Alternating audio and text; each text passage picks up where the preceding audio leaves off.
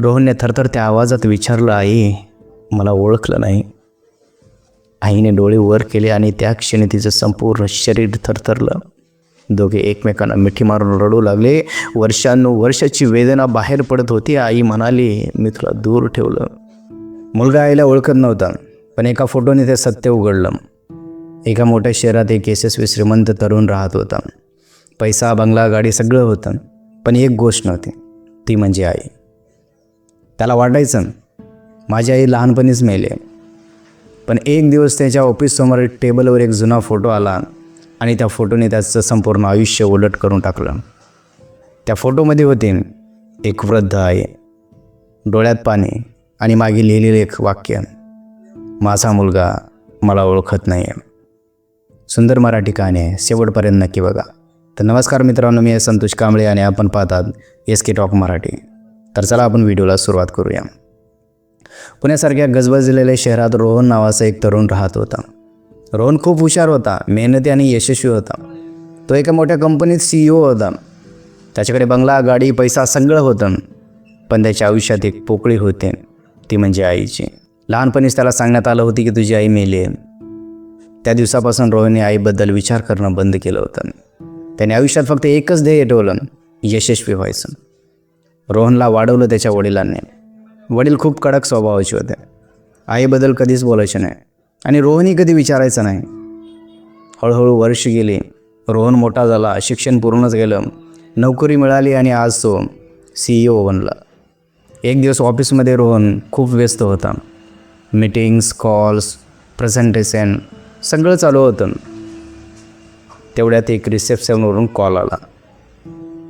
Sir, एक वृद्ध महिला तुम्हाला भेटायला आली आहे. रोहन थोडा विचार केला आणि चिडला, मी खूप बिझी आहे, सांग त्यांना शक्य नाही त्यांना भेटणं. ती म्हणाली, सर त्या म्हणतायत की मी फक्त त्याला एकदा पाहायला आले. रोहनने नकार दिला. त्या वृद्ध महिलेला सिक्युरिटीने बाहेर काढलं. ती बाहेर बसून रडत होते. तिच्या हातात एक जुना फोटो होता, ज्याला ती छातीशी घट्ट धरून होती. ती फक्त एकच वाक्य बोलत होती, माझा मुलगा मला ओळखत नाही. दुसऱ्या दिवशी ऑफिस बॉयने रोहनच्या टेबलवर एक लिफाफा ठेवला. रोहनने लिफाफा उघडला आणि आत होता तोच जुना फोटो. फोटोमध्ये एक लहान मुलगा आणि त्याला मिठी मारलेली आई. रोहनचा श्वास अडकला, कारण तो लहान मुलगा रोहनच स्वतः होता. रोहन फोटोच्या मागे पाहतो आणि तिथे लिहिलेलं असतं, माझ्या मुलाला सांगू नका की मी अजून जिवंत आहे. रोहनच्या डोळ्यात पाणी आलं. त्याच्या मनात हजार प्रश्न निर्माण झाले. जर आई मेली होती तर हा फोटो कोणाचा? ती वृद्ध महिला कोण होती? आणि सर्वात मोठा प्रश्न, वडिलांनी खोटं का सांगितलं की तुझी आई मेली आहे म्हणून? रोहन त्या रात्री झोपलाच नाही. तो फोटो हातात घेऊन बसला. त्याच्या बालपणीच्या आठवणी हळूहळू जाग्या होऊ लागल्या. आईचा आवाज, आईचा स्पर्श, आईची माया. आणि अचानक त्याला जाणवलं, आई अजून जिवंत आहे. ती म्हातारी कोण होती जी मला ऑफिसमध्ये भेटायला आले होते? हेच प्रश्न त्याच्या मनामध्ये घोळत होते. पण मग ती त्याच्यापासून दूर का होते? आई जिवंत होती तर ती माझ्यापासून दूर का होते?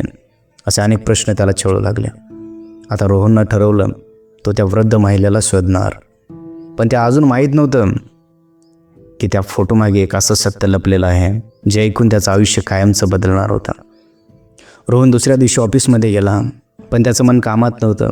त्याच्या डोक्यात एकच फक्त विचार होता, ती वृद्ध महिला कोण होती? त्याने लगेच रिसेप्शनला फोन केला आणि विचारलं. ती म्हणाली, सर त्या तर काल खूप वेळ बसल्या होत्या या ठिकाणी, रडत होत्या आणि म्हणत होत्या मी फक्त माझ्या मुलाला पाहायला आले. रोहनचं हृदय धडधडायला लागलं. त्याने सिक्युरिटीला कॅमेरे तपासले. त्या फुटेजमध्ये ती वृद्ध महिला दिसत होती. साधे कपडे, थरथरणारे हात, डोळ्यात पाणी आणि हातात तोच फोटो. रोहनच्या डोळ्यामध्ये आता अश्रू आले. त्या दिवशी रोहन थेट घरी आला आणि वडिलांसमोर फोटो ठेवला. बाबा, ही कोण आहे मला सांगा. वडिलांच्या चेहऱ्यावर भीती स्पष्ट दिसत होती. ते काही वेळ शांत बसले आणि मग हळू आवाजात म्हणाले की ही तुझी आई आहे. आता मात्र रोहनच्या पायाखालची जमीन सरकली. रागाने ओरडला, मग तुम्ही मला खोटं का सांगितलं की आई माझी मेलेली आहे?